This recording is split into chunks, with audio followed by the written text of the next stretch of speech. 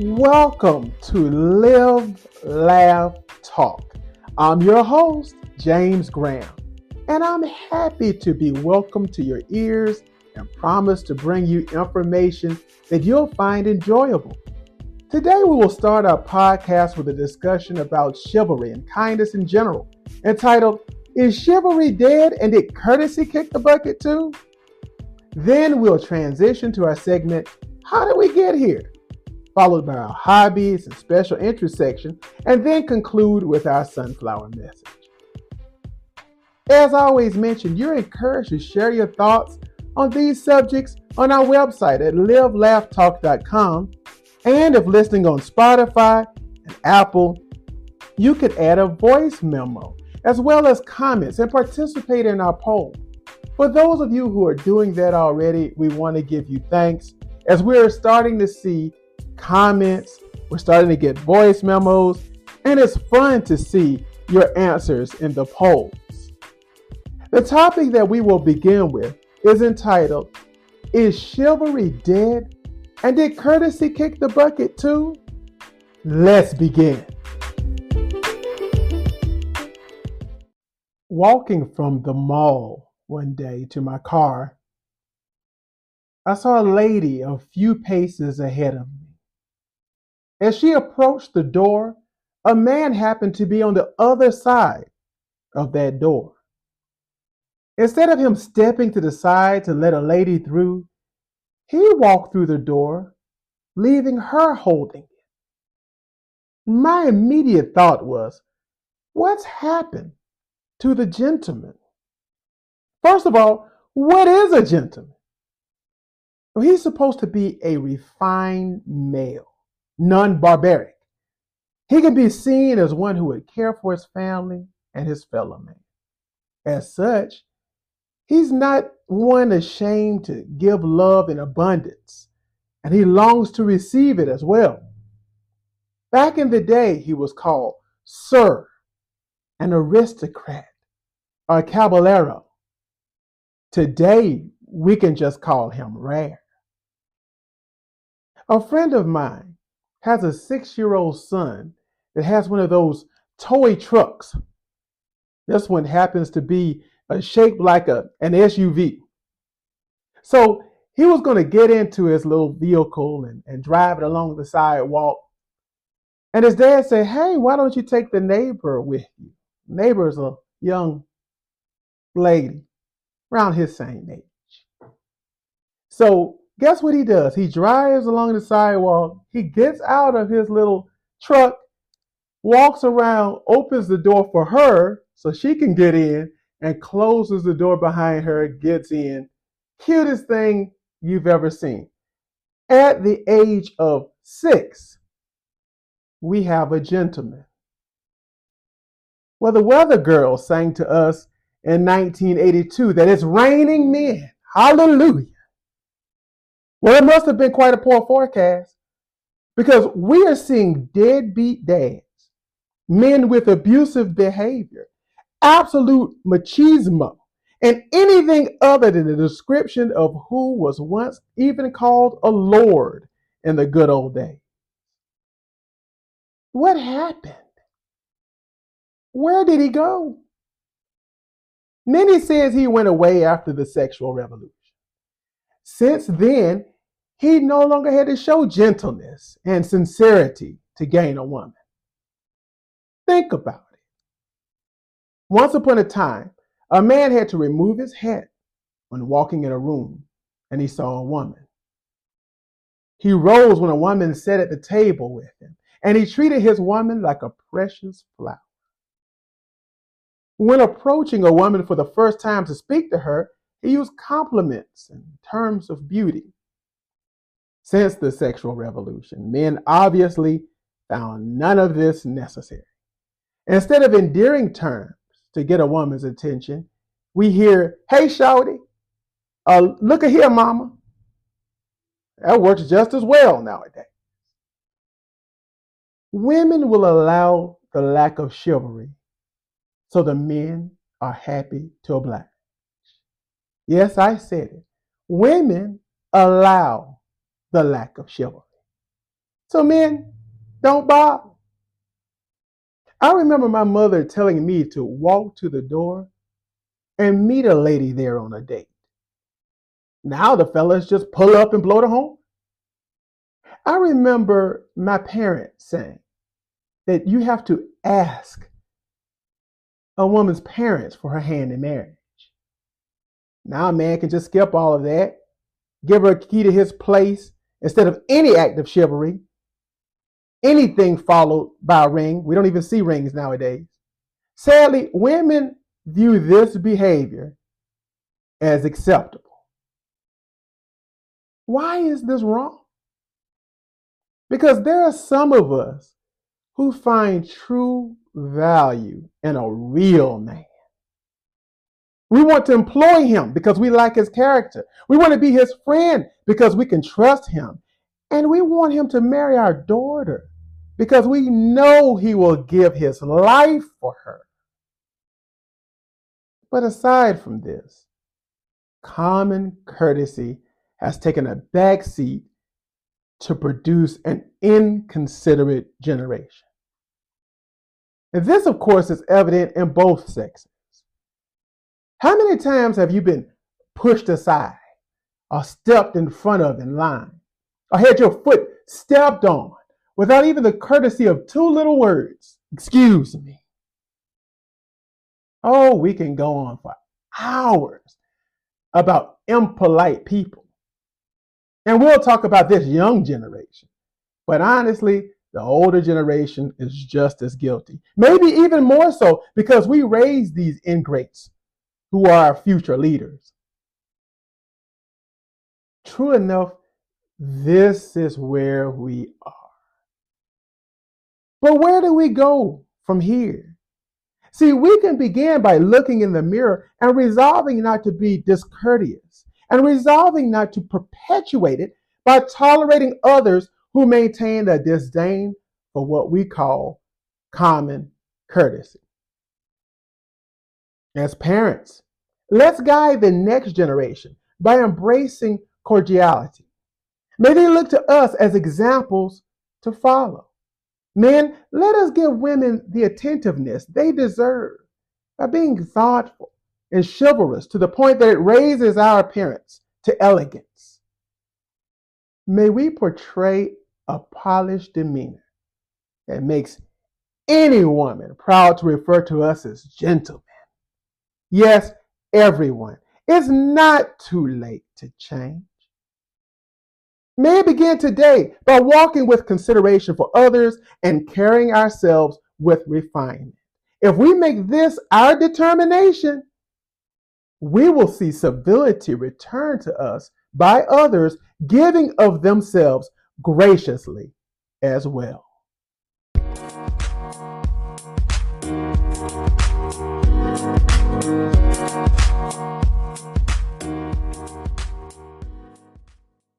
As the weather begins to get warm outside, everybody starts to think about what we can do for fun. Oh, we can go this place. We can go there. We're starting to have longer days. Brings a smile just to your face thinking about it, right?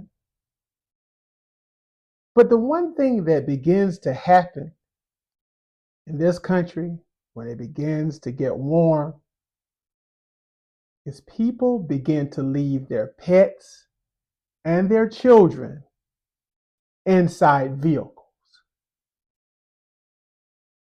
In 2019, 53 children died in such deaths, being left inside of a vehicle. 2020, 2021 got to be 25 and then 23. Well, 9 have already passed away in 2023. You see, it's a serious thing to walk away from a car and leave your child or your pet inside. We have a story of a gentleman in Chesterfield County, Virginia, He accidentally left his child in the car for several hours. It says. When he discovered that the child was deceased in the vehicle, he returned home. He took his precious baby inside the residence. He then exited the residence and shot himself. What a loss to that family. They lost two people that day. The stories go on and on. We've had individuals go into the grocery store and leave their child in the car. Some have gone to work and say they forgot that they had their child with them. And then the child was left in the car to perish. Why is it so dangerous to leave a child or pet in a vehicle for what seems just moments? Well, they say it's never safe to leave a child in a vehicle because of the elements of that car. Even on a day where it's 61 degrees outside, inside that parked car, it reaches over 105 degrees. So the threshold for heat stroke in a child is well below that. When the temperatures reach right about 100, a child is in serious risk of death to their internal body organs being so small and young, it just can't handle it. And that of a dog, that threshold is even lower. Now, the question of why do cars heat up? Well, because sunlight heats up the elements inside, including the dash, the upholstery, the steering wheel. All of this is according to noheatstroke.org. And you can look these things up and mention it to your friends and family, as well as post it on social media, because we need to take efforts to make sure this doesn't happen in our family. Well, why aren't cracked windows enough? Well, partly open windows allow some heat to escape. But as long as that heat source, the sun, continues to beat down and heat up those inside car elements, the temperature can stay dangerously high. Well, what has been done in this regard? Well, there are some safety features that have been put into cars now. I was driving a friend's pickup truck, and when you turn off the vehicle, a light comes on that says, check in the seat behind you. It even had a weight because I had my book bag in that seat. So it didn't know what it was. Could have been a book bag, could have been a child seat. It just told me to check the back. But what if we get so used to driving that vehicle that we just ignore that? Well, there's other things coming along. Whereas that weight that's in that seat, there's going to be bells that ding when you open that car door. Different things that manufacturers are coming up with that can be advantageous. But not all of these things are reliable. Not everything that we come up with as computer controlled is reliable. Well, why can't we say that? Well, in Houston, Texas, just last month, there was a canine dog. His name was Aaron. Aaron was 4 years old. Well, his partner got out of the vehicle, left him in the air-conditioned patrol car that unexpectedly shut off when the officer was away from the vehicle. You see, this particular vehicle is equipped with a system that notifies the handler, sounds the alarm, activates cooling fans, and rolls down the car windows if for some reason the vehicle shuts down. But this didn't happen in this instance. It malfunctioned. And although that handler, that police partner, got back to that vehicle, saw him in danger, got him to a vet, and what he was hoping was in time, Aaron didn't make it. So we can't rely on the vehicle, or we can rely on computers and technology to solve this problem. We've got to be able to do it ourselves. We've got to even police the situation ourselves. I'll tell you what's now a humorous story. But I was going into the grocery store. Now, me, I'm a pet lover. I even time my watch if I'm walking in and leaving my pet outside. So I'm thinking about, I'm doing a good thing. Now, at the time, I'm driving a vehicle that was much like that police car. It could leave the air condition on while the vehicle's locked. I set my watch to 6 minutes so the alarm goes off.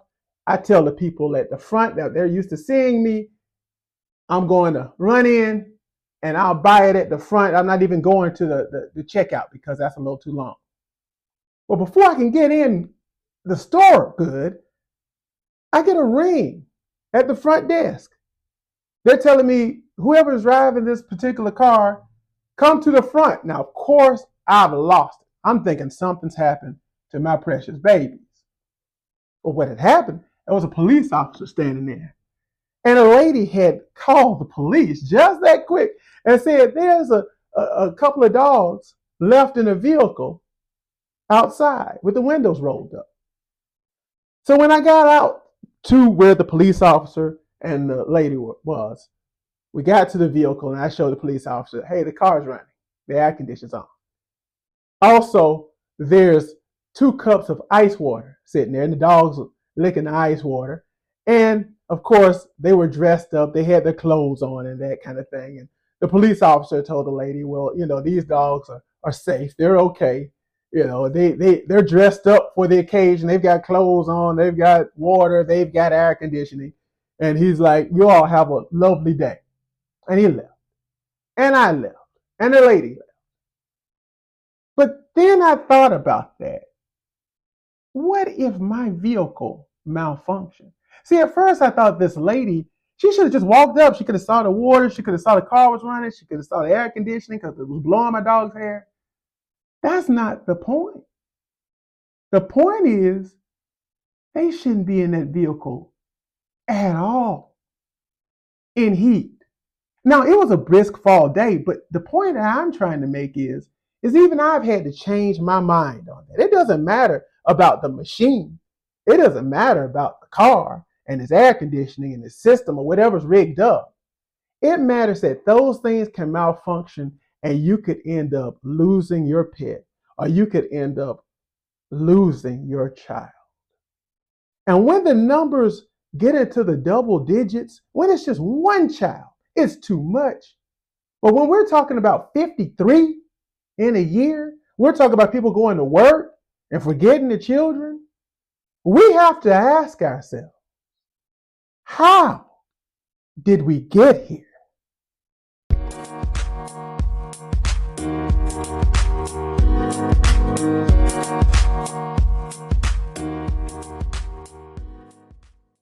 One of our listeners wrote in and said that their special interest is roller coasters. What an interesting topic. I love roller coasters too. I've ridden some of the most frightening ones at that time because it keeps getting bigger and it keeps getting taller and it keeps getting faster. So I love them, but I'm also a little bit in fear of them too. But this person that wrote in said that their favorite one was the Fury at Carowinds, or the Fury 325. So it's a 95 mile per hour roller coaster. Have I ridden it? Yes, I have. And it is amazingly fast. It is so fast that when they take pictures of you, it looks like you're smiling because the G-forces bring your face to just a shock of just where your skin pulls back and it looks like you're grinning. But it's a fun roller coaster. Scary the first time you get on it, gonna tell you that. But after you ride it a couple of times, kind of get used to it. You're never used to 95 miles an hour up and down a hill, but hey, I enjoyed it. I had fun. But there's so many others out there. There are indoor roller coasters now. There's a dark coaster that's coming to Busch Gardens. And you can see online how, frightening to me it looks being inside of a building. So there's some indoor roller coasters out there as well. And also there's so many amusement parks where you can go to and experience multiple roller coasters. You've got Six Flags. There's also Cedar Point, where there's seems like a million roller coasters, all different heights and sizes. In addition to that, hey, we can't leave out the happiest place on earth, right? You've got Disney World and the Magic Kingdom, where you can go and just be a kid all day long. So if roller coasters just aren't your thing, check out one of these amusement parks where you can spend a whole day doing anything but a roller coaster and still have loads of fun. There's also indoor amusement parks too. If the weather gets so hot, you can go to Nickelodeon Universe. There's also Adventure Dome, I Play America. These are indoor. There's also indoor water parks too. So if the weather gets completely out of control, whether that weather is too hot or it gets too cold, that doesn't limit what you can do anymore as far as having fun with your family, getting them out and going to an amusement park, spend all day long riding rides and playing games and just watching shows sometimes, eating and having fun as a family. So hopefully this year, I don't know where you're going to be, but hopefully you and I get to see each other at one of the beautiful amusement parks all over the United States. Our sunflower message is a beautiful poem named Affirmation by Asada Shakur. Speak this to yourself until you know it is true. I believe that I woke up today and my lungs were working miraculously. My voice can sing and murmur and ask miraculously. My hands may shake, but they can hold me or another. My blood still carries the gifts of the air from my heart to my brain miraculously. Put a finger to my wrist or my temple and feel it. I am magic. I am life. And all its good and bad and ugly things, scary things which I would like to forget, beautiful things which I would like to remember, the whole messy, lovely, true story of myself pulses within me. I believe that the sun shines, if not here, then somewhere. Somewhere it rains, and things will grow green and wonderful. Somewhere inside me, too, it rains, and things will grow green and wonderful. Sometimes my insides rain from the inside out, and then I know I am alive. I am alive. I am alive. This is the baby boy of James and Georgia signing out until our next time. And I can't wait to speak to you then.